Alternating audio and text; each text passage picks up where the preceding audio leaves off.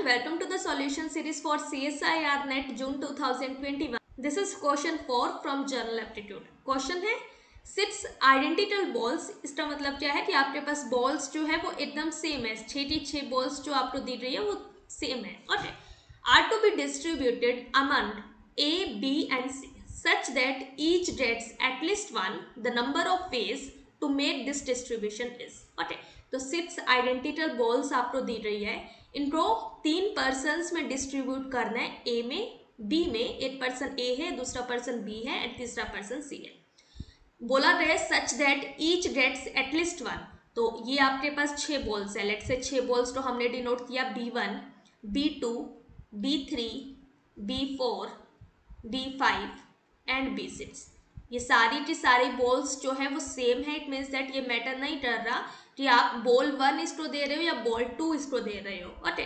तो 3 at least 1 ball जो है वो सबके पास आ रही है. तो इसके पास एक बॉल प्रेजेंट है. लेट्स से B1 इसके पास है, इसके पास एक बॉल है कम से कम, तो B2 है, इसके पास एक बॉल है B3. ओके. तो B2 और B3 को आप क्या कर दो, अगर इंटरचेंज कर दो तो आपके पास अरेंजमेंट दूसरी नहीं आएगी क्योंकि ये बॉल्स जो है वो क्या है, सेम है. अब इट मीन्स दैट आपके पास 3 बॉल्स बची है B4, B5 एंड B6. इनको अरेंज करना है A, B एंड C में और बताना है कि कितने वेज क्या है पॉसिबल. तो अब पहला केस क्या पॉसिबल है कि आप क्या करो, तीनों बॉल्स एक ही पर्सन को दे दो. तो हो सकता है कि तीनों बॉल्स जो है वो मैंने क्या दी, या तो क्या कर दी, ए को दे दी. एक ही पर्सन को हम क्या कर रहे हैं, दे रहे हैं. ओके. लेट्स से वो क्या दी, पर्सन ए को दी, वहां से आपके पास एक अरेंजमेंट आई. या फिर आपने क्या की, तीनों की तीनों बॉल्स पर्सन बी को दे दी.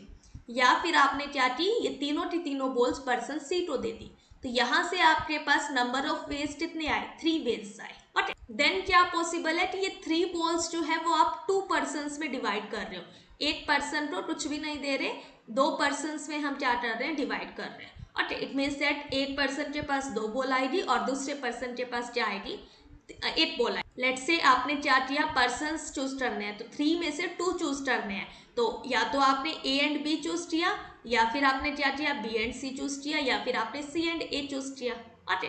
अब ए एंड बी अगर चूज किया तो कितने वेज है, तो हो सकता है कि आप ए को 2 दे रहे हो एंड बी को क्या दे रहे हो, 1 दे रहे हो. या फिर पॉसिबल वे क्या है कि ए को आपने 1 दिया और बी को आपने क्या दिया, 2 दिया. तो जब आप 2 persons A and B select कर रहे हो तो वहां से आपके पास 2 वेज आ रहे हैं. इसको 2 दिए और इसको 1 दिए, या फिर इसको 1 दिया और इसको 2 दिया. ओके. सेम चीज यहाँ से आपके पास 2 वेज आ जाएंगे और सेम चीज आपके पास यहाँ से 2 वेज आ जाएंगे. तो जब आप इन 3 बॉल्स को 2 में डिस्ट्रीब्यूट कर रहे हो तो आपके पास टोटल वेज कितने आ रहे हैं, 6 वेज आ रहे हैं. ओके. देन पॉसिबल वे क्या है कि इन तीनों बॉल को आप तीनों पर्सन्स में डिस्ट्रीब्यूट कर रहे हो. इट मीन्स दैट तीनों को कुछ ना कुछ दे रहे हो, तो तीनों को एटलीस्ट 1 मिल रही है. इट मीन्स दैट क्या पॉसिबल वे है कि फर्स्ट को भी 1 मिल रही है, सेकंड को भी 1 मिल रही है और थर्ड को भी 1 मिल रही है. तो यहाँ से तो आपके पास 1 आ रहा है कि ए को 1 बॉल दी, बी को 1 दी और सी को 1 दी. It means that number of ways यहाँ से कितने आ रहे हैं, 1 वे आ रहे हैं. तो टोटल वेज आपके पास क्या हो जाएंगे, 6 + 3 + 1 दैट इज 10. तो इट मीन्स दैट हमारे पास कितने वेज आए इनको, इन बॉल्स को डिस्ट्रीब्यूट करने के लिए ए एंड बी सी में क्या कर रहे हैं, हम डिस्ट्रीब्यूट कर रहे हैं. तो 10 वेज आ रहे हैं. इट मीन्स दैट ऑप्शन 2 सही है और बाकी सारे ऑप्शंस क्या है, गलत. इस क्वेश्चन को करने के पास इस क्वेश्चन को करने के लिए आपके पास एक फॉर्मूला भी होता है जिसको आप यूज कर सकते हो डायरेक्टली. बट क्योंकि आपके पास नंबर ऑफ बॉल्स जो थी वो कम थी तो हम बिना फॉर्मूले बता सकते थे कि आपके पास टोटल केसेस कितने आएंगे. हम केसेस को काउंट कर सकते थे यहाँ पे. ओके.